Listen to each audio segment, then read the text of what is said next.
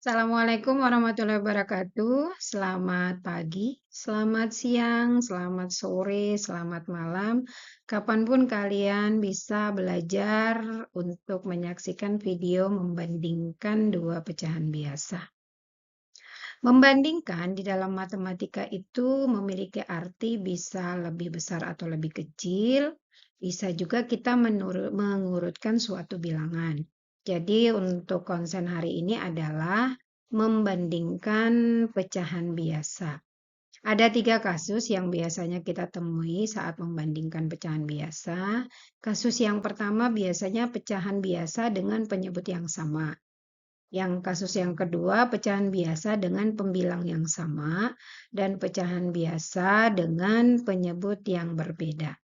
Kita akan mempelajari satu persatu kasus tersebut untuk lebih memahami bagaimana cara membandingkan pecahan biasa.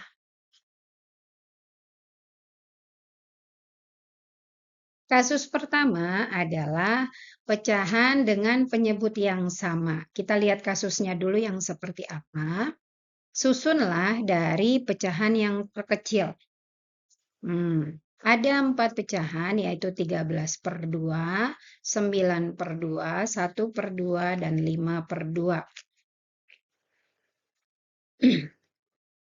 Selanjutnya, untuk pecahan yang bentuk seperti ini, karena menyusun dari dengan pecahan yang penyebutnya sama, maka yang kalian perhatikan hanya bilangan yang di atas atau pembilangnya.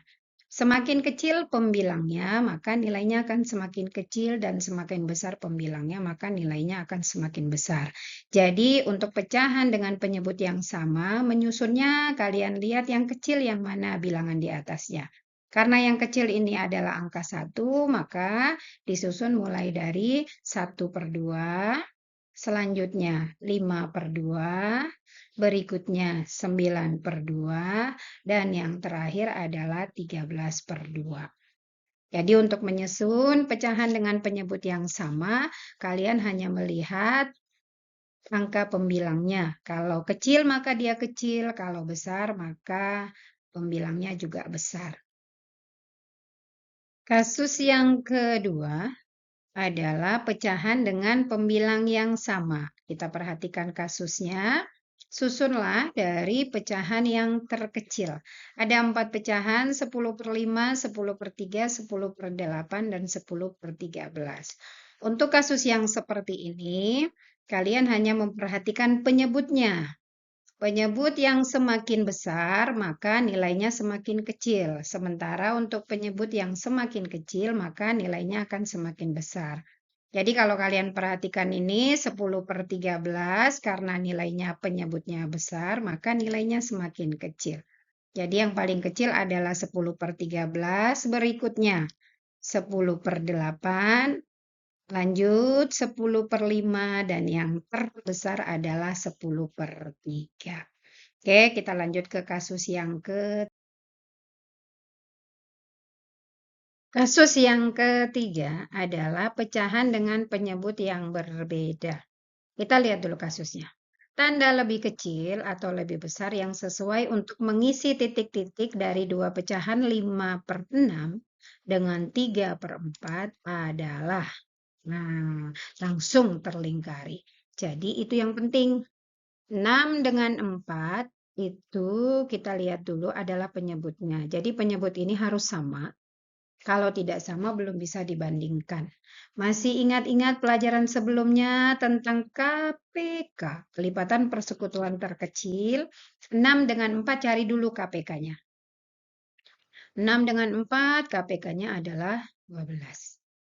Nah, jadi berikutnya 6 ini harus diubah menjadi 12, 4 juga diubah menjadi 12. Kita lihat alurnya. 6 dikali berapa hasilnya 12? 6 kali 2. Nah, 5 juga harus dikali 2 supaya 5-nya ndak iri. Jadi hasilnya adalah 10/12.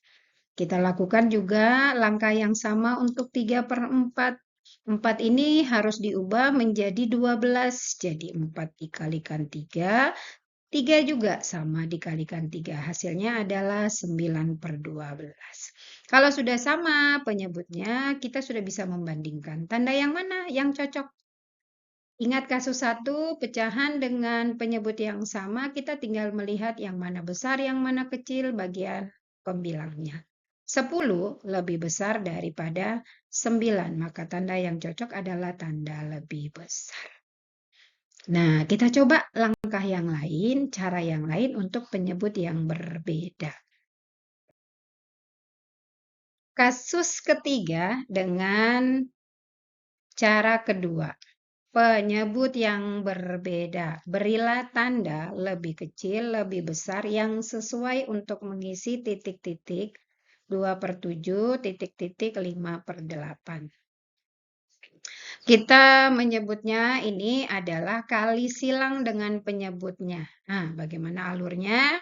Perhatikan, ambil 2/7, penyebut adalah 8. Maka 2/7 itu semua dikalikan dengan 8. Hasilnya adalah 16/56. Berikutnya kita lakukan juga untuk 5/8. Penyebutnya adalah 7, maka semua kita kalikan dengan 7. Dapatnya adalah 35/56. Untuk membandingkannya apakah lebih besar atau lebih kecil yang sesuai, tinggal perhatikan 16 lebih kecil daripada 35. Maka tanda yang sesuai adalah tanda lebih kecil.